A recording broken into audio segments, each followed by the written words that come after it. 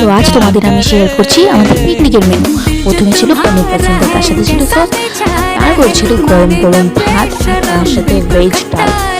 গরম গরম ভাতের সাথে ভেজ ডাল খেতে কার কার ভালো লাগে একটু কমেন্ট করে যেও। আমার কিন্তু বেশ ভালো লাগে। আর তার সাথে যদি থাকে চিপস, তাহলে তো কোনো কথাই হবে না, কি বলবো বলো। আর তারপর ছিল সর্ষে পোস্ত বাটা, মানে এটা বাটা মাছ, সেটা সর্ষে পোস্ত দিয়ে করেছে, সত্যি দারুণ ছিল। মানে বাটা মাছ আমার খুব একটা ভালো লাগে না, বাট এটা জাস্ট লেভেলের ছিল।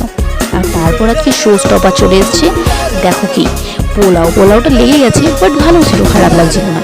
আর স্যালাড ছিল, তার সাথে ছিল চিকেন কষা, লাল লাল ঝাল ঝাল, ওফো জাস্ট লেভেলের। আর তারপর দেখো আমি চিকেনটাকে মানে এখনও বলতে বলতে আমি হচ্ছে কি বলবো, আমার এখনও খিদে পেয়ে যাচ্ছে। আর তারপর ছিল চাটনি পাঁপড় মিষ্টি। দেখো মিষ্টি মুখ করিয়ে দিলাম, এবার যদি লাইক কমেন্ট না করো না তাহলে এরপর তেতো খাইয়ে দেবো, বুঝতে পেরেছো।